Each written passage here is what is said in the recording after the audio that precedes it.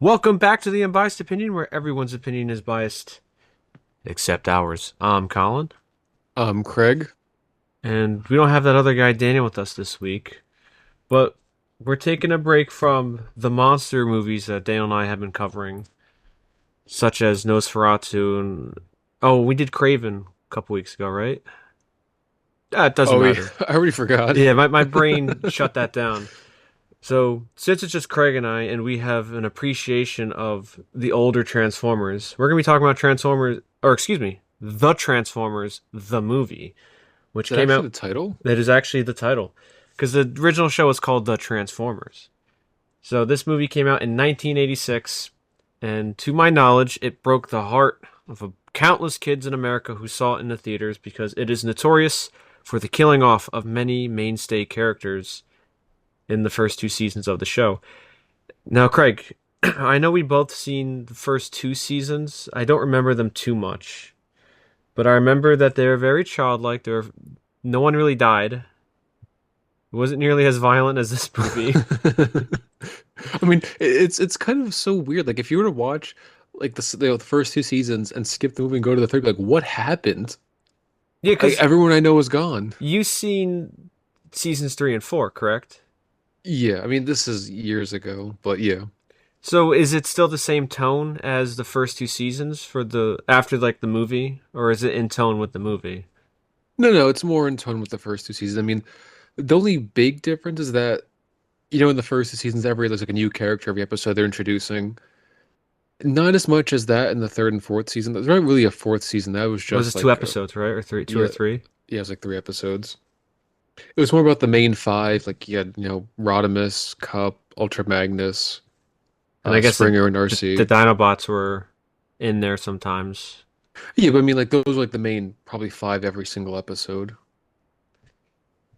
So it was Ye- different. Like instead of like a revolving cast, it was like the main five kind I of I dealing did with. always like the revolving cast because they all were very different from each other, Yeah, you got like little like everyone got like little personality quirks in every episode. and it's just a shame how violent it was. And of course, we'd be remiss of our duty if we didn't talk about the violent deaths. Was all a ploy for Hasbro because much of the people I looked on IMDb trivia section, most of the people who worked on the show worked on the movie, and they did not agree with killing off all these characters. I think someone likened the death of Optimus Prime to like killing the father figure. That's Yeah, why because he it was the main devastated. guy. Yeah, it devastated so many children. Because Optimus, I mean, we'll talk about the movie in a second and all the spoilers and whatnot. I wouldn't even say spoilers. The movie is almost 40 years old. But Optimus dies fairly early in the movie. It's like 20 minutes in. He fights Megatron. But with all that being said, Craig, what did you think of the Transformers, the movie? I liked it enough. I mean, it's kind of annoying when you go back and read why they made certain decisions because like wow, that's really greedy and really unfortunate. Because on its own, it's not the best movie in the world, but I think it's got its charm. But when you read again the production, why they made these decisions, it kind of ruins even some of the charm that it has, at least for me. Yeah, Not all of it, but it's corporate because of those stupid decisions they made just to sell more toys. And it did really cost the quality of the movie, especially in the beginning when they're like, all right, let's just cycle all these characters, get them out of here, kill them all. yeah, and like a lot of them just get so brutally killed. Like Ironhide. Gets his head blown off. He gets executed right in front of Megatron. Like such heroic So nonsense I and blows saw his head off. another trivia that said that whenever, not Optimus, whenever Megatron would turn into his gun form, he would always miss the first shot. And this is the only time that he hit his first shot when he turned into gun form. And then it Really? was it was on Brawn, I think. Yeah, he gets shot in the shoulder. And then, Prowl has that horrible death where he gets shot in the chest and flames burst out of his face. I know, it's so brutal. So, Because people, oh yeah, people you liked a go lot of these finish. characters, and it just it's kind of unfortunate to see them die so horribly. And people could say, oh, well, this is war, but let's be honest, they're not dying because they're trying to show war is tragic. They're trying to kill off these toys so you buy the new ones. Yes, That it's to make that's why they're way for the brutal. new shiny toys. Because, okay, so there's two things I want to say. The first thing is, I don't know if you know this, Craig, but the G.I. Joe movie and this movie were being made simultaneously, but the G.I. Joe movie got delayed. So this movie came out first, and someone said that whichever one came first, like if Optimus Prime could have survived if the G.I. Joe movie came first because one of the main characters in that movie was supposed to die, but because of the delays and the reaction to this movie, they changed it where he's in a coma, and that movie ended up going to direct to TV or something. So if G.I. Joe came out first, Optimus could have survived. I'm skeptical because I mean, it would change the whole movie. Like the movie's about Rodimus becoming, or Hot Rod becoming Rodimus and becoming the leader. Well, that's what I read on the IMDb, the Wikipedia. That's what I read.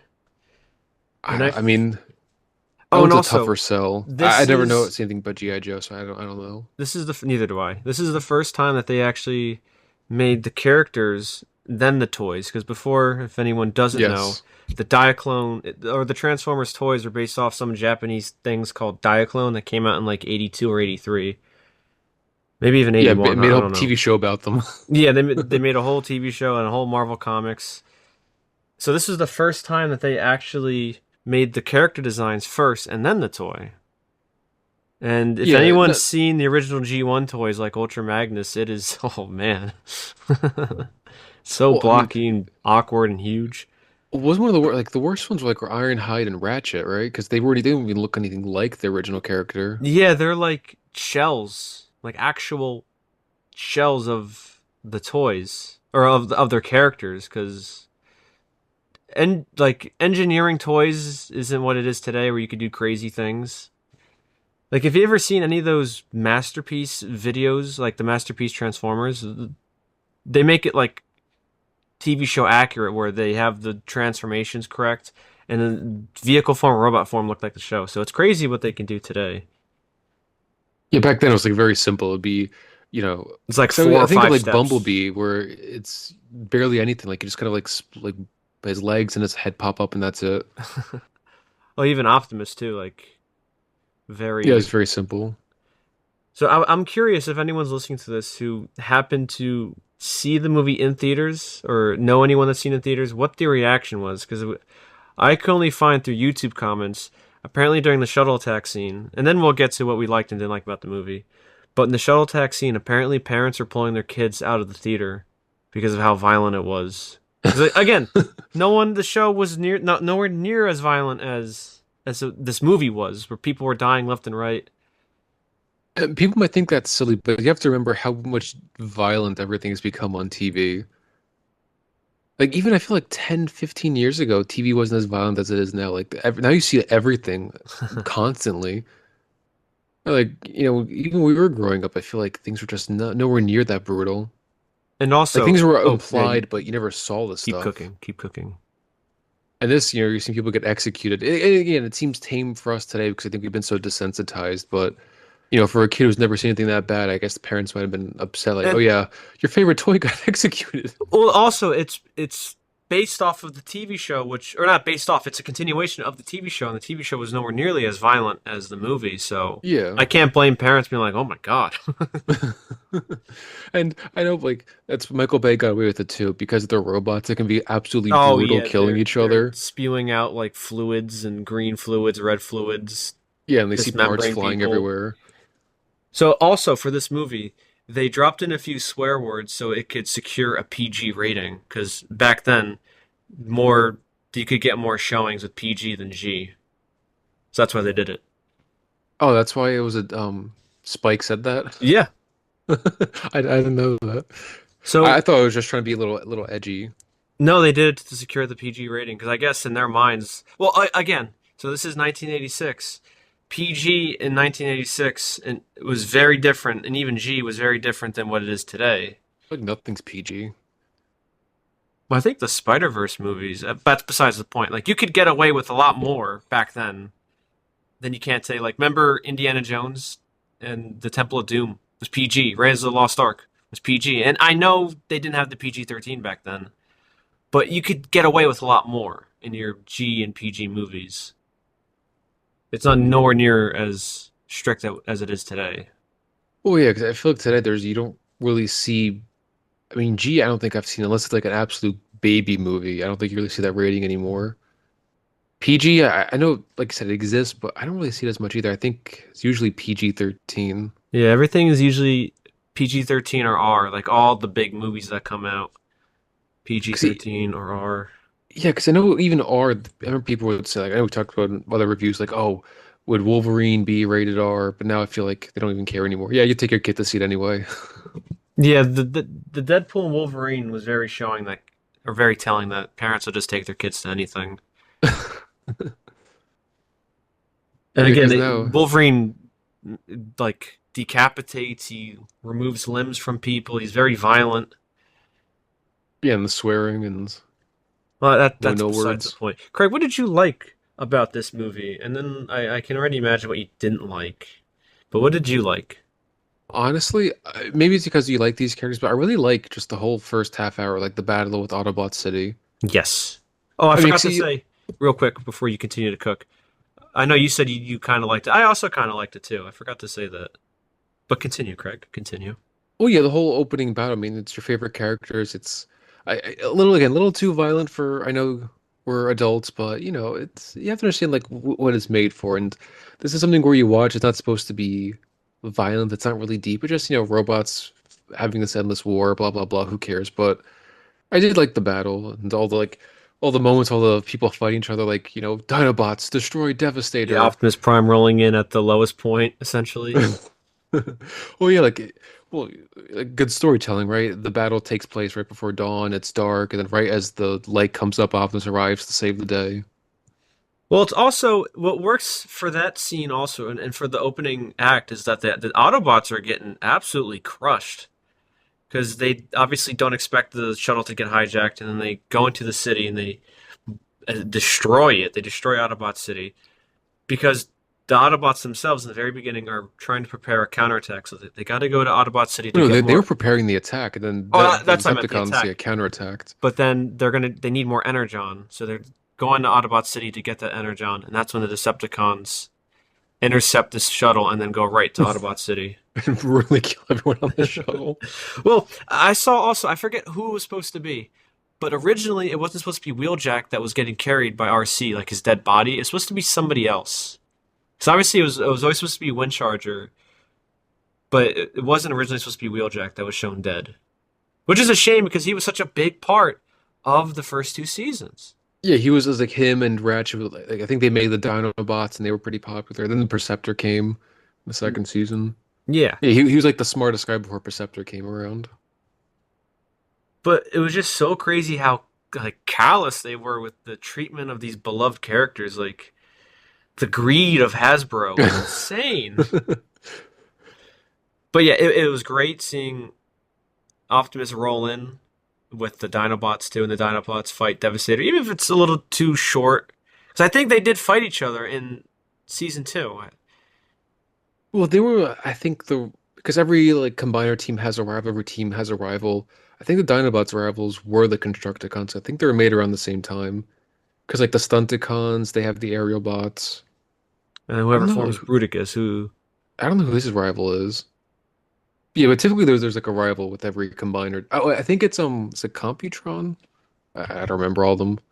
there's too many Been a of while them. since I've seen this stuff, but There's too many of them. well, that too. But yeah, it was great with the Dinobots fighting. Like, what was it, Sludge? He gets hit and his eyes pop out. The animation error. And of course, the very great scene of Optimus saying Megatron must be stopped no matter the cost. And then he fights Megatron. So cool. So cool. And then And he actually meant it because I feel like so many you see it copied other times in other Transformers media, and it's usually just to pay lip service or to reference this movie, and nothing really usually happens. Like he'll fight Megatron, they both go their separate ways to continue battling another day. No, he meant it. Like he was actually going to kill him this time when he did. well, so I like it that at least this Optimus, he's very different from the Bay one because Optimus in the original show, at least from what I remember, he was always the guy that would kind of take the high road.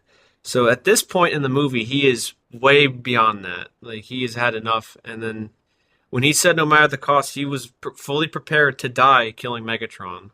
Well, that's why it was like, wow, like he actually might go out at this point in the movie to just to No. stop Megatron. Well, even Megatron's like, "Oh, I beg for mercy," and in Bayverse, he would just executed him Oh without yeah, saying he anything. wouldn't even let him say anything. He would have just blown him away. Well, honestly, Optimus probably would have not even like executed him. He probably would have ripped his head off. Like worn as like a Give helmet. me your face. But Even more then like Megatron's helmet as a trophy. Optimus probably would have grabbed Megatron's cannon and then blasted him in the face and killed him, like how he did in Revenge of the Fallen. That's brutal. And half his face gets blown off. But I also want to mention real quick too that the animation in this movie is really stunning. Like it is so great because obviously you compare the show's animation to the movie, and this one is because they were mass producing the TV show. It doesn't look as good as this, I where feel like every also just TV shows in general, right? Because you have to make, you have you to know, make like 20 40. something Yeah, episodes in a year. it's so dynamic. The animation in this movie, the shadows look so great. And essentially they have so many characters to draw too. I mean, look at the cast list. There's like, I don't know, maybe uh, I don't know how much it is, but I imagine like, 50 characters they've had to draw, unique characters. So definitely a lot of effort was put into this. And everyone always likes to say and point out that the Dinobot Snarl's not in it because there's only four. And this is an animation error because apparently there was miscommunication with the Korean animation team and the studio. So, Hmm. Oh yeah, 'cause I remember he like with Dinobots, and it's like only four of them. and then in the third and fourth season, you just see he's back, all five of them again. Hey, he But took this. He took this one out. He was waiting on Moonbase too. yeah, he didn't want to get his hands dirty. It's like you guys got this. But then the new Autobot Hot Rod has to ruin the moment with Optimus and Megatron. Even though Cup says to stay away, that's Prime's fight. If And people try to defend him, saying, "Oh, he didn't get him killed," like he did. He he didn't got try to get him Optimus got killed. shot 3 times. He's only dinged up a little bit before he got shot. Yeah, he got mortally wounded. And again, it's not to say Hara did it on purpose. He wasn't trying to get them killed. Obviously, he feels bad, but his actions led to his death. I mean, there's no other way around it. Well, one of the things I do not like about the movie, which we'll get to in a second, is did he really feel bad? But we'll get to that in a second Like, because, what's your theory? I'm curious. well, throughout the movie, he doesn't really show any regret for getting or interfering with the fight, and I wish he felt the guilt of inadvertently killing Optimus. That was Well, you nowhere. do. I know what you're saying, but I do think we see it more in the third season because he was constantly second guessing himself, constantly doubting himself. In the third Okay, season, like, oh, I'll never be a leader like Optimus. Why? that's fair. It's so easy for Optimus. Why can't I do this? That's fair. That's fair. I get what you're saying though too. You'd rather see it in the movie, at least kind of see the seeds planted. Because, and we'll get to how the Matrix works in a little bit too, but it's just at least even for a little bit, just show a little bit of remorse and be like, "Wow, I can't believe I just did that." I know he says like, "Optimus, forgive me." I know that, but yeah, as Craig said, as you said, the seeds got to plant the seeds. Like talking to Cup, Cup kept saying all of his old war stories that everything reminded him of something. Maybe just a second to say, what would you, like, Cup, is anything like this? You ever experienced anything like that? Give us some war story where he accidentally got someone killed, or just something where it's talking to Cup because that's like his mentor figure throughout the movie. And this is also another little weird thing about this movie. The opening credits are so bizarrely like the way they credit people. Eric Idle plays Rekgar, who appears very briefly in the movie. Well, see, I was wondering that when I saw the opening credits, I was like, who is this for? Obviously, you're taking your kids to see the movie who only has watched cartoons. I don't think he's ever seen Monty Python. Uh, and these other actors too, like obviously Leonard Nimoy, has he? Maybe he could have seen Star Trek. Yeah, Star Trek isn't nearly or wasn't as violent as as it is now. Well, I was thinking at that time period, right? Would he have seen Star Trek if you're like in the kid in the 80s? No kid would have known who Orson Welles was or Orson Welles. I could tell you Y- that. Yeah, like I just imagine the kids seeing like, oh yeah, I can't wait to see the old guy who played Cup. Oh man, he's my favorite actor. Like, is that like who's that the credits for? Well, you know about Orson Welles with this movie. He was dying when he recorded his lines. And then I think it was in his autobiography, he said to somebody saying like, "You know what I did today? I voiced a toy that like ripped off my own limbs." He said something like that. Let me see if I can find the exact quote. Oh yeah, because yeah, Unicron does rip off his leg. Yeah, at the very end, he's like, "You know what I did? That's what I did today. I voiced a giant toy." Let's see. If you really hate it so much, why would you even do it? Oh, here it is. You know what I did this morning? I played the voice of a toy. I play a planet. I menace somebody called something or other. Then I'm destroyed. My plan to destroy whoever it is thwarted, and I tear myself apart on screen.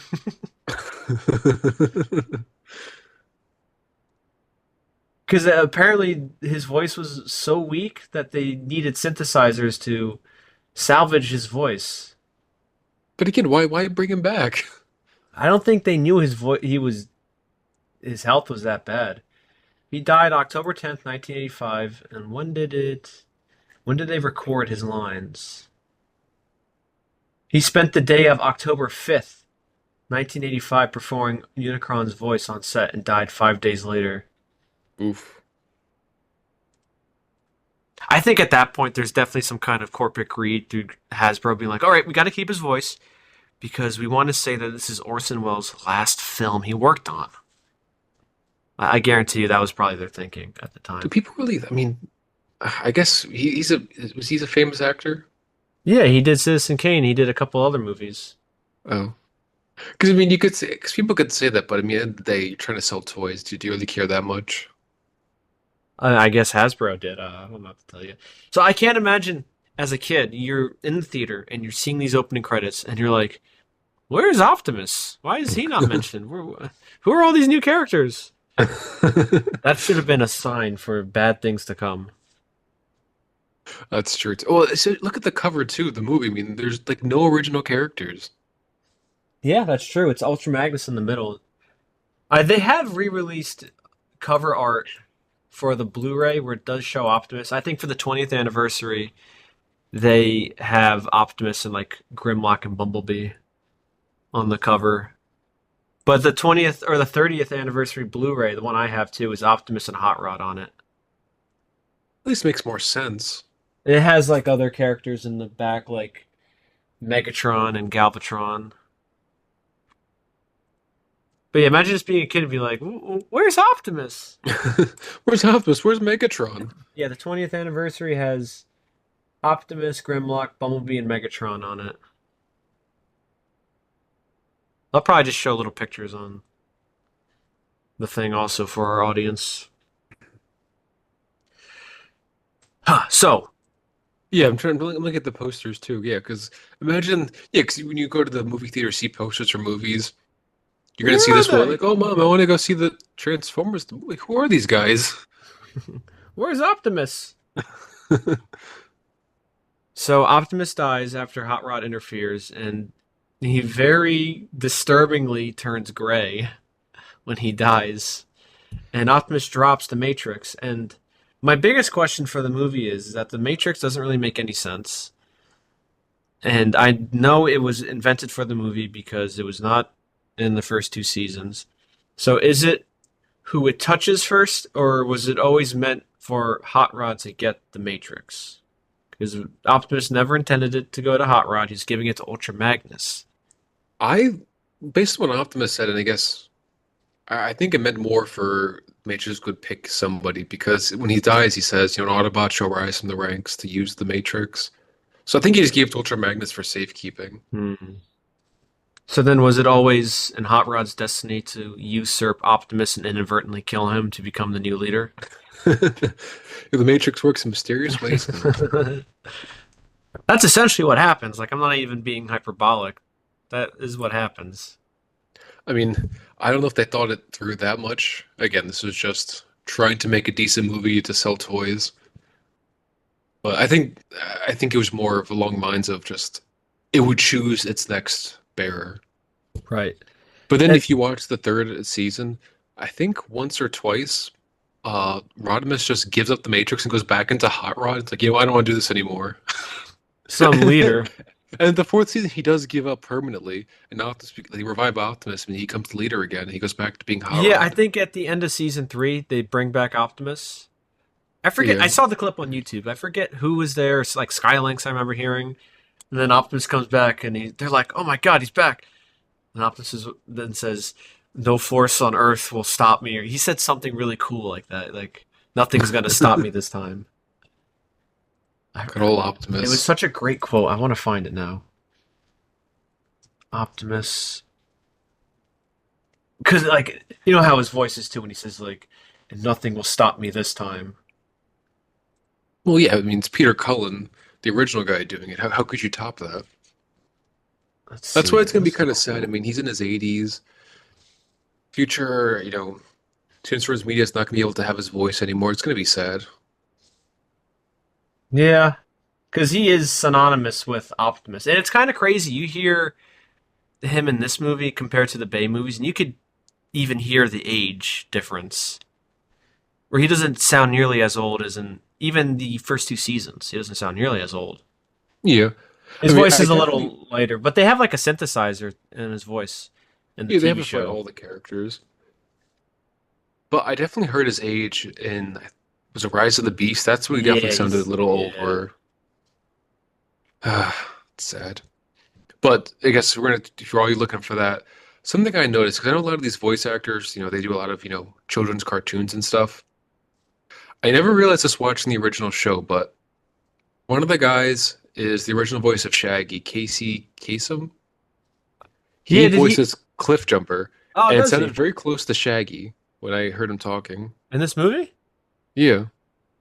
Oh yeah, It's not one to one Shaggy, but I think it's probably the closest character to Shaggy. I have to re-listen to that. I don't remember that. And I did find the quote. Craig, you ready? Yes. Skylynx says, "It is true. Our leader's back." And Optimus says, "Yes, Skylynx. And this time, no force in the universe can stop me." That is so awesome. That is so awesome. No Get you force you. amped. And he glares over at Hot Rod. Get you amped. So one thing I actually really did like about the movie, then I guess we'll talk about more about the plot. The music, it is very 80s, but it matches the aesthetic of the movie. I really liked it. I really enjoyed it. I'm not Was even some of talking it about the made for the music movie? choices they use for the soundtrack, like the actual, composition. Oh, I like that. I I was thought it was talking about good. just the pure 80s because wasn't some of them made for the movie? Yeah, I don't know if the touch was made for the movie. You know what's so weird is in the beginning of the movie, like right after the shuttle attack, they have Hot Rod and Daniel's son, or no, Spike's son Daniel, and then it plays that song "Dare" by Stan Bush, and it feels so innocent, and it's just so jarring after coming after the shuttle attack. Well, especially like you said, right before is the shuttle attack, then right after is the brutal onslaught of Autobot City. Yeah, like yeah, in between the shuttle attack and Autobot City attack is just this little innocent sequence. It seems like You have if you're Hot Rod gonna and Daniel ride, Daniel, fishing. ride in style. They're just fishing, like the most innocent thing. It's like, yeah, I wish my dad would come back from the war. Oh, don't worry, Spike will be back soon. Oh, that reminded me. Uh, remember when, yeah, the Decepticons started attacking and Blitzwing came down as a tank and Cup drove over, like Oh, moved he the turned all barrel? purple. They both did. Oh, I was thinking, yeah, that reminds Oh, me of like the first Transformers movie where Jazz attacked Brawl and moved like the tank barrel away. yeah, that was cool. I thought you were talking about when Cup was moving up the giant barrel. They both turned purple, like from the animation era. No, no, no, because I mean that's not as, I just thought like I never noticed that reference to the first Transformers movie, the live action one. Yeah, I remember what you're talking about. Then that giant robot grabs. Was it Brawl? Right? You said. Well, yeah, the live And action was he Brawl. grabs Jazz and just throws him like a piece of meat. Yeah, yeah, because I haven't seen this in such a long time. So after the attack, the Decepticons retreat and they take a wounded Megatron with them onto Astro Train. And then what Craig loves is when Starscream jettisons Megatron and all of the injured Decepticons. Wait, I still function. Wanna bet? He's such a little jerk. This movie had so many great lines. Like, wait, I Oh, wanna the bet, and Springer just line. I've oh yeah, got that better one things to do too. tonight than die. Even right before he kills Megatron, he goes Soundwave superior, Constructicons inferior. It's so stupid, but it's just brutal. Yeah, then what's his name? Frenzy comes down and goes, "Yeah, no one calls Soundwave boring. Yeah, he's not uncharismatic." And then when Megatron is drifting in space, he comes across Unicron, who was shown in the very beginning of the movie, eating a planet. And then he turns Megatron into Galvatron, and then Megatron with his new armada, they go to Cybertron and they kill Starscream. And it really makes you wonder, Craig, is that how come Megatron didn't use that cannon again to disintegrate people, as he did to Starscream? Well, how yeah, well, and how come Megatron's blaster was never as lethal as it was in the TV show? Like Well, all the he weapons would were never always as he would lethal. always miss in the TV show. I could have sworn he hit some people, or yeah, people would always miss. People would get shot and never be as lethal. Yeah, they were in the TV show. They were definitely more durable than this. Like poor Braun gets shot in the shoulder and dies. Yeah, he's supposed to be the tough guy. Wasn't tough enough to survive on his own. So let's see. So on Cybertron, yep. Oh, they go back to Autobot City to Yeah, they're get the flying across Matrix. space so quickly. It's like I think they're driving like an hour away. Like I don't know how far Cybertron is, but it's definitely not like an hour flight away.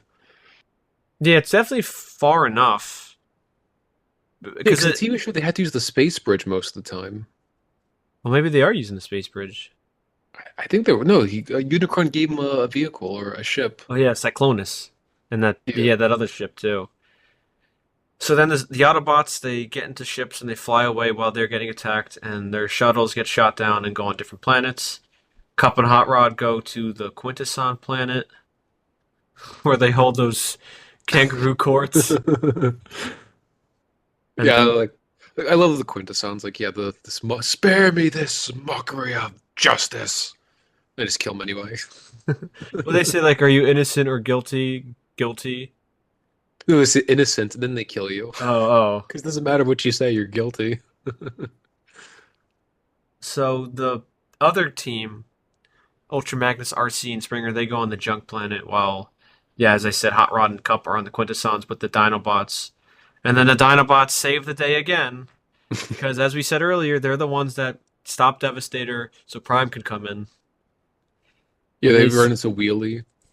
yeah, Wheelie who finds another ship, but that one Quintesson's like, execute them! And the giant door comes over, crushes him, and the Dinobots come in. Excuse me. It's so stupid. But you love it. You love it. I do love it so much. So then they That get reminds me in. too Oh, about yeah, Wheelie, you just go. real quick. Yeah. I know he's in the Bay movies, but I always thought like how different, funny how different they were. In the G1 movies, this little weird, small, rhyming Autobot, and the Bay movies, he's like this foul-mouthed little robot. He's essentially like a cretin Yeah, it's so in the gross. Bay Like running around movies. like, yo, it's yeah, all the weird. We can talk about the weird stuff he does, but just it's so funny how different the two are. Well, definitely one of the funniest things he does in the Bay movies, I'm sure we talked about it, was when he's outside in Transformers 3 on the dog. He's like, "Get up, little doggy." He like Yeah, he's like proposes. riding it. Well, he's also in the fifth one, I remember, like very briefly. Was it the fifth one or the fourth one? No, he's in the fifth one. Brains is in the fourth one. Oh, really? I don't really remember the fifth Because one. those two were funny in the third Transformers movie. Brains and Wheelie. I know people don't like Bay's humor, but it gets me. Like maybe I'm just dumb enough to get it.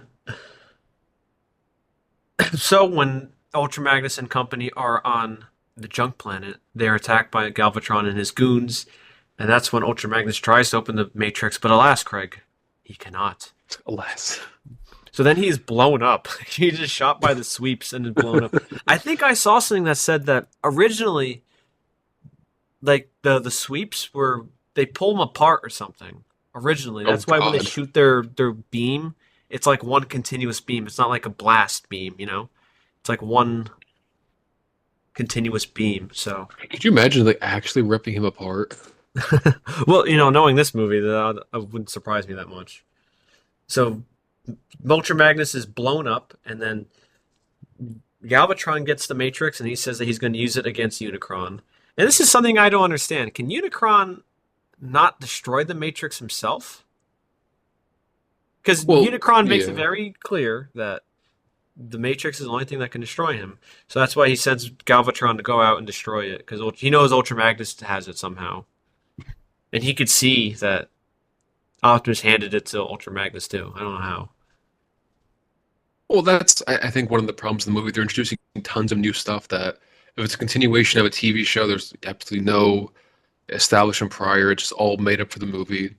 They do carry it on until I think the third and fourth season. I think they talk about Unicron's origin, but again, here it's just here's this giant robot running around eating people like Galactus, and Well, he's hunting for this Matrix that we don't know anything about. I don't think that's too bad. Like a little mystery is fine. It's just that they never established like the rules of the Matrix. Yeah. I think that's the bigger problem because Unicron, he grabs Galvatron. He has him in his hand when he transforms. When he's like, I had enough of Galvatron's betrayal. I'm going to destroy your wretched planet. I believe he said, quote for quote. He grabs Galvatron and he swallows him. I'm like, well, couldn't he just destroy the Matrix right there? Yeah, he's inside him with the Matrix. I mean, I guess it's better to know where it is than not know where it is, but a little dangerous keeping that thing inside you. Oh, I forgot to mention too. Galvatron eats Moonbase One because they Bumblebee and Spike are on it, and they set a detonator for the planet as Unicron eats it, and they're like, All "It right. did absolutely nothing to him. What are we And gonna Jazz. do now?" Oh yeah, Jazz is there too, and they get sucked in too.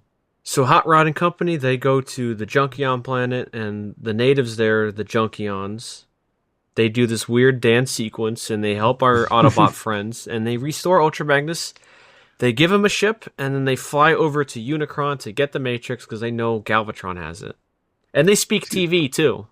but see, that's another thing that you could say it's a problem with the movie. Why doesn't Ultimate? Why is he got brutally killed too, but they can put him back together? And let's say because the Junkions were hard to kill, but he's not a Junkion. Especially too after seeing all of our new Autobot or our old Autobot friends get brutally killed. Why does our new guy get to magically survive? Why even do that to him? Yeah. That's the real question. So then the Autobots they go after Galvatron and they shoot down like Ultra Magnus in the very last half of the movie is just useless. Because in the other ship it's Cup, Hot Rod, Springer, RC, Daniel. Or not yeah, Daniel. And they crash into Unicron's eye. But the Junkions and Ultra Magnus are just like out of the movie once they come across Unicron at the very end. Well, it's Again, really Hot Rod's story. well, yeah, no, that's not an issue, but just like Eric Idle got top billing for this. This is the easiest top billing role he ever got. Imagine he was reading like all the nonsense that Wreck-Gar says. It's like, what even is this? Speaking TV, oh, we forgot Blur. I think Blur is with them too. I Oh completely yeah. forgot about him. Well, his whole gimmick, he's voiced by was the fastest talking guy in the world at the time. He might still be. Well, he was at one point. Yeah, that's Well, I'm at not the hoping to time of the talk really movie, he fast. was the world's fastest talker. It says on his Wikipedia page he was able to articulate 586 words per minute. Jesus. It said that Yeah, his record was broken in 1990, and then that record was broken in 1995 again. However, the guy, John Machida, questions the legitimacy of those who claim to be faster than he is. well, of course, but I wonder, like, could he really say like a tongue twister really fast? Like seashell, seashell down by the sea. Like, get him to say that really fast. He probably could if he, if he looks at it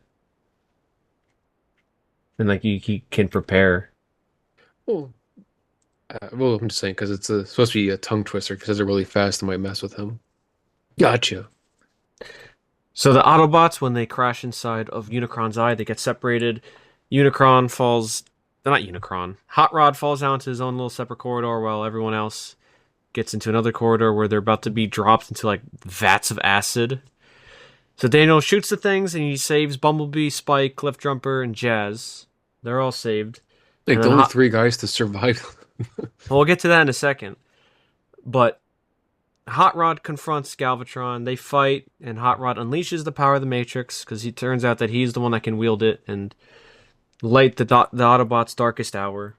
He throws Unicron. Not why do I keep saying Unicron? He throws Galvatron out of Unicron, and then he unleashes the power and he blows up Unicron. As we said earlier, he rips off his leg, and then he just violently blows up. And then keep doing it. And then Hot Rod, now Rodimus Prime, says that a new age of the Transformers is dawned upon them. And that is the end of the movie as we see Unicron's head circle or orbit around Cybertron. Now, Yeah, he says the end of the Cybertronian Civil War. oh, that's what he said. Or he So says something to that effect, end of the Civil War. the only Autobots that survived the movie, to our knowledge, is obviously Bumblebee, Jazz, Cliffjumper, the four Dinobots, Grimlock, Swoop, Slag, and Sludge. I'm going to assume Hound survived because he was in, nothing else was really shown on him. He was shown very briefly with Optimus on Yeah, we that saw shuttle. Sunstreaker driving the shuttle. Sunstreaker. So how many is that? That's four. That's four Dinobots. And then Cliffjumper, Jazz, Some of these guys, I don't Bumblebee. know if we even saw them again after the movie. 'Cause I don't remember seeing Sunstreaker after the movie. I can't imagine you would see Hound, right? I don't remember if he was after the movie. Because again, they focus more on the new five, six Autobots in the movie. But that's crazy from the giant pool of characters they had in the original two seasons that only like a handful of them survive is insane. Well, look at the main three, like Jazz, Bumblebee, Cliffjumper, because those guys were, I think, in the first episode, Yeah. and Well, they're the only ones that isn't it survived from the Wheeljack first was the first episode. one to be shown to transform? I think so, right? Because he was grabbing like some energon rods or something. Yeah. It was like him and Bumblebee. So yeah, Crazy. Yeah, basically that's all the Decepticons are gone too. At that's least that they're leaders. the Transformers of the movie. Because isn't it after Rodimus threw Galvatron out of Unicron, doesn't he become crazy? Yeah, he gets. I think it's something like lava planet. His brain gets fried, and he's like completely insane. Oh my God. So, Craig, would you say that the Transformers the movie is the best Transformers movie? That's tough because let's be honest, they don't really have a strong showing. People try to say it's Transformers One, but I thought that was just not good. It just has some of the modern stuff that irks me, like the forced jokes. They don't take anything seriously. Yeah, I mean, the one thing you could say about this movie is that they very much take the threat of Unicron and the Decepticons early on very seriously. Like I know there's like some characters are joking and stuff, like Grimlock and the Dinobots are Well, he's a more for. primitive, like, creature. Well, I'm saying there is comedy, but it's not done, I guess, in disservice to the characters or the plot. Dinobots are dumb because they're simple, right? I mean, but it's not. I don't think it ruins the movie as much, and they still try to defeat Unicron. They still do their job and get pummeled by Devastator. Yeah. Well, I feel like in something like Transformers One, they're just making jokes and it doesn't really work. Yeah, there wasn't any annoying character that was constantly trying to tell jokes. Because again, like there's better ways to articulate this, but the Dinobots, they're funny because that's how they are. They're not trying to be funny. They just are funny. Or like the ribbing between, Cup and Hot Rod. Like, oh, you have a story for everything, don't you? No, Because that's he's like, old. yeah, well, yeah, that's also like a mentor-mentee relationship, Yeah. where they've clearly had history together. Yeah, it's not Bumblebee saying the same word over and over again in this, oh, my Batman voice to try to make people laugh. It's not, it was never funny. Yeah, I, this I movie can't was imagine never people laughing trying in the hard, writer's room. trying to be funny. Like, it didn't feel desperate and pathetic. Plus, I mean, this movie has the best lines. I mean, all the stuff Optimus says, Oh, Soundwave, yeah. superior. It's like, who dares disrupt my coronation? It's He's coronation. This is bad comedy. Megatron? Is that you? Here's a Kills him. hint. Yeah, this movie has great lines. It is very memorable, and maybe some of it is memorable for the wrong reason, but no one can deny how awesome it is to see Optimus go after Megatron for the final time. And he just runs over a bunch of Decepticons. He shoots a bunch of them down. And of course, it has the one shall stand, one shall fall line. Oh yeah. And I look at the Bay movies. I mean, I look at them as just action movies. I don't really consider them all that great. I mean, they have their charm. They can be funny, but it's really more so the first three that I think we both agreed that we like. The fourth and fifth are just Oh, those more are just slogs to get through and like a yeah, those huge are drop off in pains. quality. Well, I like how that this movie is it's very short and sweet. It has enough plot to get you through it. You can understand what's going on. It isn't perfect by any means, but it is serviceable. And I think, you know what? That's fine with me. It's not annoying. It didn't annoy me like Transformers 1. I really did not like that one. I remember people like I feel like being gaslit. Well, again, I think obviously I think I said this for our review of Transformers 1, Craig, is that comedy is subjective. I totally get that. But to me, bad comedy can derail a movie because This it's is just bad comedy. well, yeah. It's just annoying. And if there's a couple of jokes that fall flat, fine, whatever. Not everything is going to get a laugh. That's totally fine. But it's just the constant misses and misses, and they're trying too hard. Yeah, I feel like that's the other thing too. They're trying way too hard. Because one of my, I remember rewatching this, and I thought one of my things that probably gave me the biggest chuckle was when they're on the ship and Cup's telling his war stories, and Howard goes, "Hey, shouldn't we like not focus on your war stories?" So the Dinobots get mad at him. No, you tell war Yeah, stories, and and they they hiss literally at hiss him. at him. Yeah, he's like, "Don't we have better things to do now than tell old war stories?" Like, no, finish Like story. what? Well, we got to figure out a way to find our friends and save Cybertron. No, tell stories. And it's not even nostalgia. I mean, it's not like I saw these movies and I didn't grow up in the 80s, so it wasn't like it was this nostalgia I have for these movies. I just think they're more charming. Yeah, I mean, I think that's always the word that I could use to describe this movie. That this aside from its very violent and sinister corporate hands that meddled with this, They're disgusting hands. I like it is very charming, and I really liked it. Yeah, I mean, I feel like most people when they, as long as they're not too cynical or feel like they're too old for this, if you watch it knowing that it's more for the younger audience, I think you get some enjoyment out of it. Yeah, I think it's a competent movie, and I know we got Transformers once, so my wish was half granted. But I wish we would get another Transformers movie where it just focuses on the Autobots and Decepticons, and there's very little humans, if any. Do one Yeah, more movie with Peter Cullen, and it could be like the whatever the War for Cybertron, the Fall of Cybertron games, what have you. It could be anything like that. Just don't get those goons that wrote Transformers One and they write the new one. I just can't believe people think that's the best movie in the series. It's probably my least. I mean, I wouldn't say it's my least favorite, but it's down there in the cellar with Transformers 4 and 5. But we haven't even seen Bumblebee. Like, I don't think I'll ever want to see that. I have no interest. Yeah, we're so because there's a sequel to Rise of the Beast that I didn't care to see it.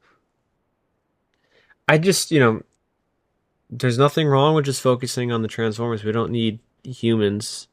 Honestly, if they brought back this art style in like a cartoon, like a cartoon movie, I'd be okay with that. Like, not everything has to be CGI. I know Because how much they of a keep pain and expensive that is. because they always say, oh, you need to have humans in it so you can like imprint on the humans. You can, you better identify with the humans as opposed to the robots. But obviously, the robots have human-like qualities, so I don't understand why. I mean, people got sad when Optimus died, so I think people can easily identify with these robots. They have very human qualities to them. Yeah, and the only reason we say that is we're referring to giant monsters. These aren't giant monsters, these are humanoid robots who can articulate their feelings, their thoughts, their actions. Yeah, they can emote. The only thing difference that they're have metal skin as opposed to, or our skin, or our fleshy skin. Yeah. So yeah, you don't need humans to ground the story in any way or contextualize anything. The robots can do that themselves. But again, we say this, but I feel like it always falls on deaf ears. They're like, oh, we got to have a human. It's got to be about a boy in his car, blah, blah, blah. I don't know. That's Like I said, I agree 100%. I don't know why they don't, because I feel like people who like the Transformers, their favorite stuff is usually just the like a series or movies with just the characters. They don't really, oh, I need to have Spike, I need to have his son, and they're like, no, no one cares. yeah. I don't think anyone cares about Spike at all, or his dad in the first two Yeah, seasons Sparkplug. I don't think we ever saw him again after the second season. because he's dead. Oh God. I have no idea. Yeah, I feel like when they try to make a Transformers movie, they think too much. Like it's very simple, honestly, to make one. You already have the general conflict. There are two ideologies that are fundamentally different. I don't even want to say ideologies. It's just like two factions that believe in different things, and they're fundamentally different. Very And again, simple. I always feel like there was so much, you know, I think George Lucas said, yeah, fertile area to tell a story. I think there's more to work with when you do before the Civil War leading up to it because, it's like lead up before the war, people disagreeing, all the arguments, people fighting, people picking sides. I feel like there's more room for stories to tell there as opposed to just continually going back to, oh, the Civil War is basically over, Autobots lost, now they're on Earth, just trying to wait it out. Yeah. I mean, I guess again, our wish was half granted with Transformers One. I just wish they did it well, but And it's again, like we got a wish from a genie. It's like, oh, you get your movie, but it'll be terrible, and now you wish you didn't get it. because how old is our friend Peter Cullen? He is 83. And how old is Frank Welker? He is 78. Why not just do another movie with them? It could even be like a direct to TV or direct to streaming movie.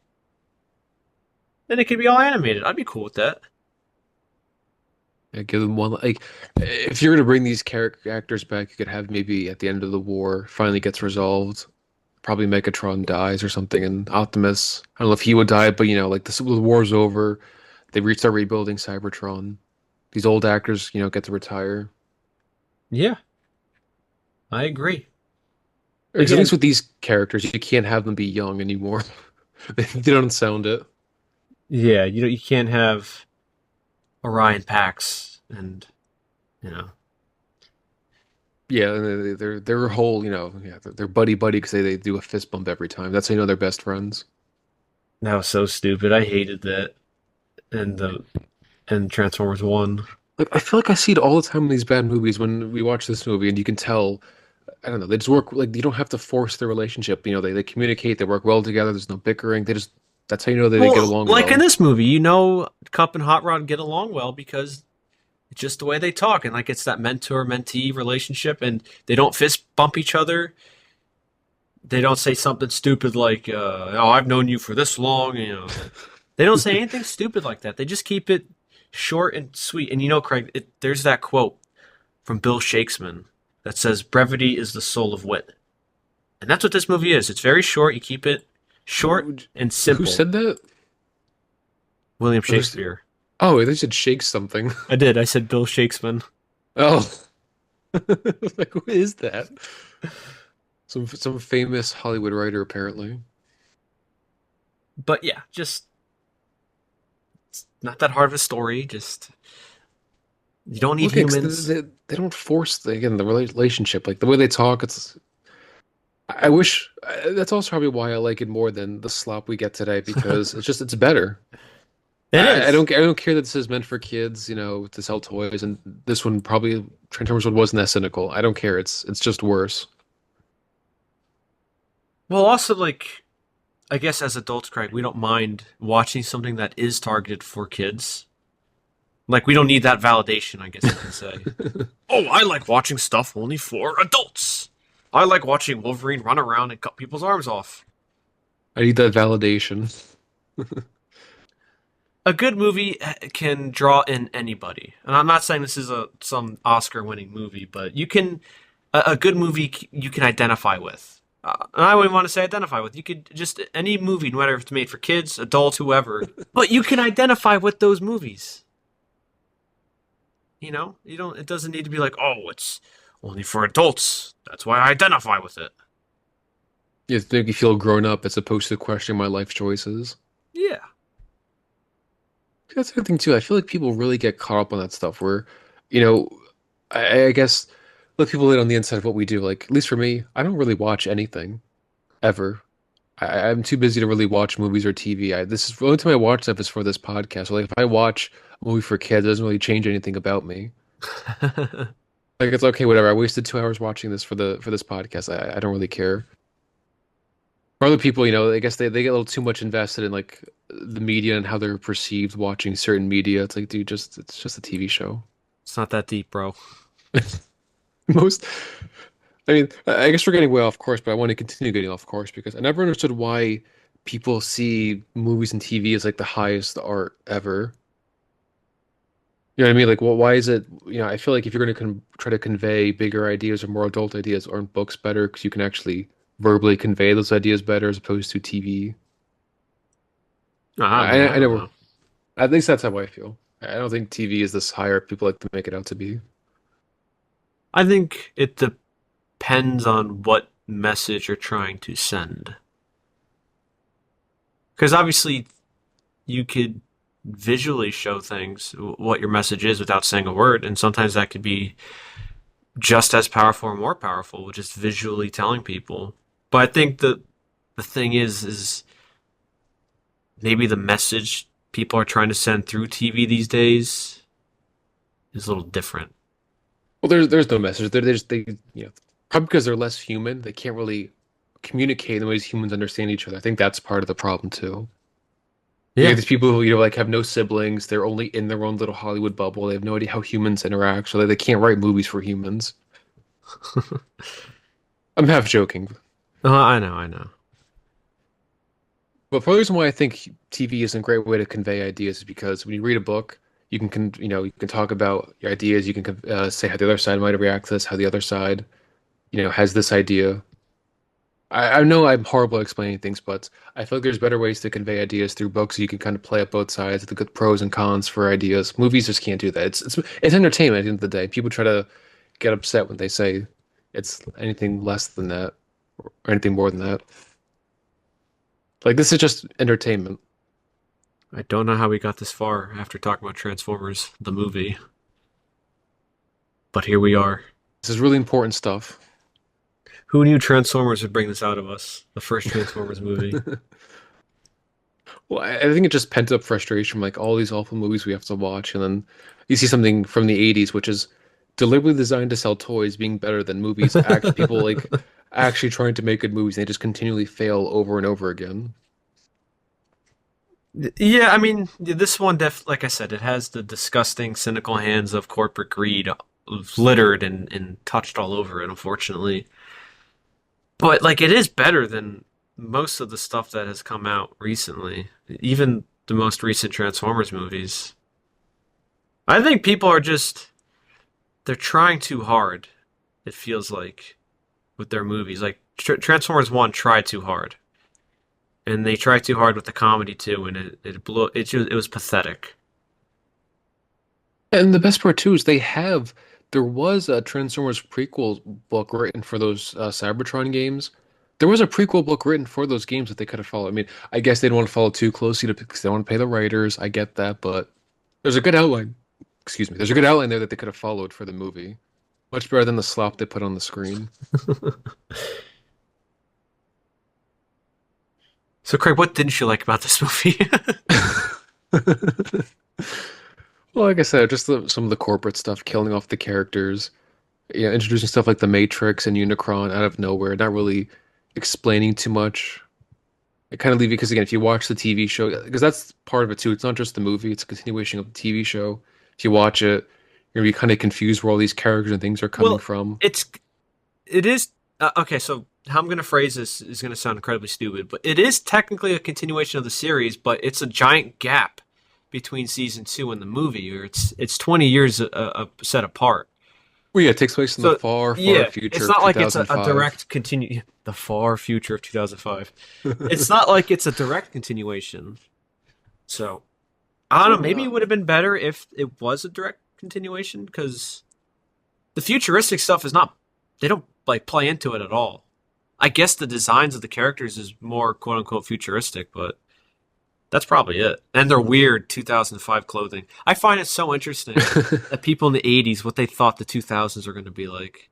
Now, I It's know, funny like, because we're now 20 years. Like, this is recorded after the New Year's. This is, I mean, I know it's not the same, well, but the episode's this going is to come 20 out. years Yeah. after 2005.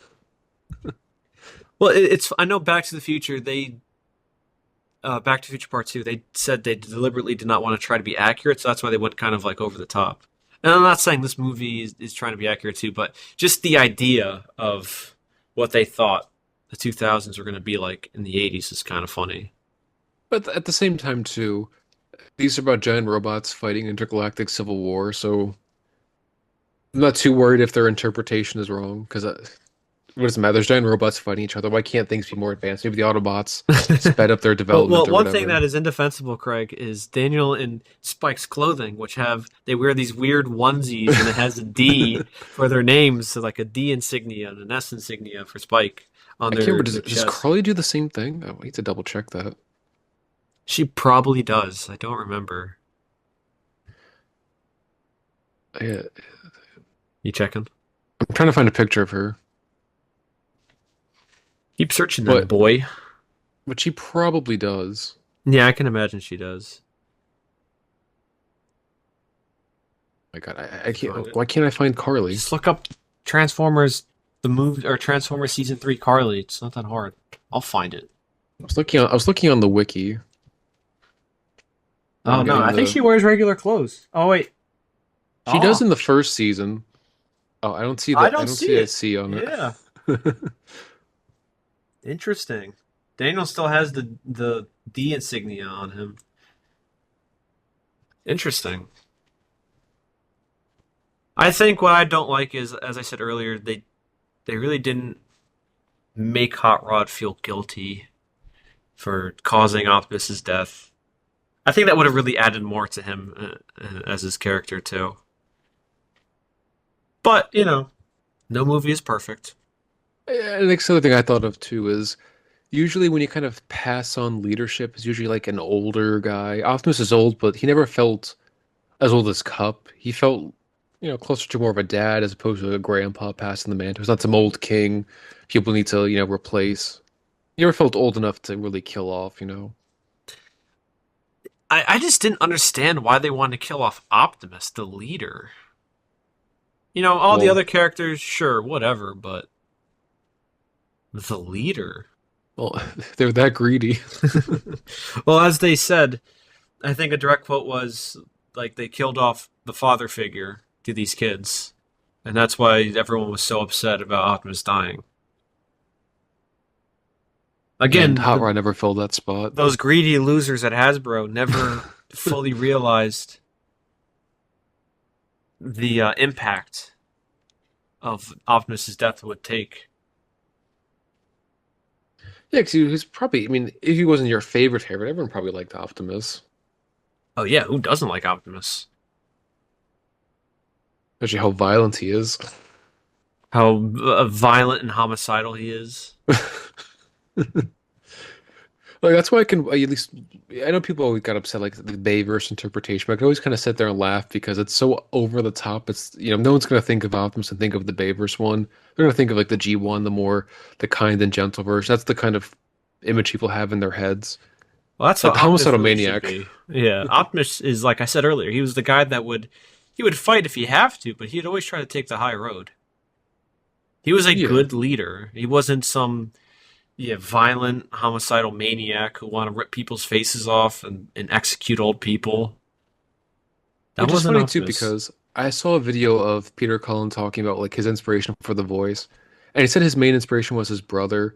And his brother told him, don't be like a over the top rowdy kind of hero. Be a real hero. Be like a real leader. And so I think he said be kind enough to be gentle. Like don't be like a guy who's like a homicidal maniac. Be, firm but kind. Which is kind of funny because his brother I think was like a Canadian Marine or something. Ah, yeah, that's right.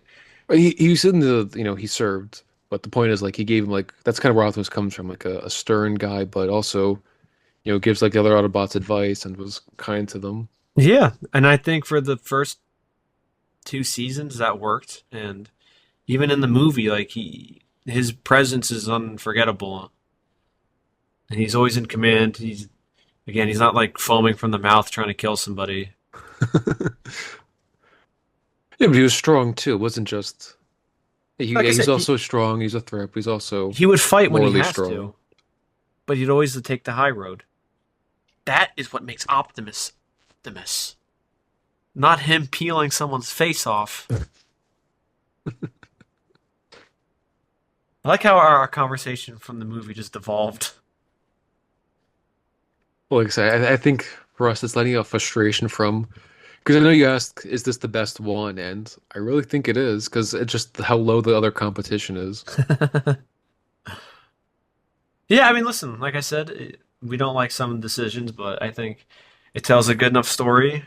You understand what's happening, and it's somewhat consistent to the show, I guess. Maybe not tone, but it still has that charm. Even if it's violent at some points, it has that unmistakable charm that I think of when someone says like Transformers. Because this is what I think of when people mention Transformers and the video games, War and Fall Cybertron, not Optimus Prime saying, "Give me your face," and then he punches someone's heart out and squeezes it. Like rips his face in half and double taps a senior citizen. That's not what I think of.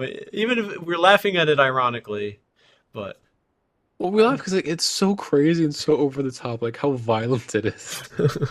And not even like, oh no, violence is bad. Just it's funny to how crazy he is. Like double tapping and killing people so violently. double tapping a guy who was begging for mercy.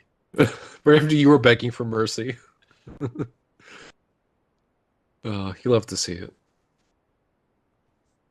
Yes, we do. Any final thoughts for Transformers the movie? I know we kind of rambled on, but we both liked it. They should make another Transformers movie similar or like in the spirit of G1. I think that'd be cool. Because I mean, I guess one more thing. That's the thing people too. I think everyone loves the typical G1 designs. They've always tried to like redo characters and like remix them, and it never looks good. The G1 designs are iconic for a reason. They're simplistic, but they stand out. Yeah, and like every character kind of has their own little gimmick. I mean, I know some people are like color clones, like the Seekers and Cliff Jumper, but And most of everyone's kind of Ironhide got and their own. Ratchet. Yeah, well, at least Ratchet's got like a little thing on his forehead and they're different Oh colors. yeah, he has that like moon crest. Yeah, I mean they're similar, but they're different. All these characters have like good personality quirks. Yeah. They're all fun. They gotta ruin it. Just one last thing, just the shock and downgrade of Wheeljack to Q in Transformers 3, this Albert Einstein looking thing that gets executed. And Cubic he's named after James Bond. Like, why Yeah, couldn't to they the just James call him Bond Wheeljack? quartermaster. And he has the Albert Einstein hair and he gets shot in the chest and his head falls off. The moment he rips out or he shoots and blows up Soundwave's head as revenge. Yeah. I guess we don't really recommend a lot on this program, but yeah, check out the Transformers the movie. I think it's a good time. Short and sweet. Again, It's mileage might fun. vary. If you don't care about Transformers, I doubt this will change your mind, Yeah. but It's charming. I like watching things that are charming. Any final thoughts, Craig, before we wrap this up? I think we said too much, so Okay, yeah. Like I said, we both enjoyed it. We thought it was good. Probably the best Transformers movie somehow, but that's just because of the competition. But with all that being said, this has been the Unbiased Opinion, where everyone's opinion is biased except ours. I'm Colin, I'm Craig. and we will see you next time.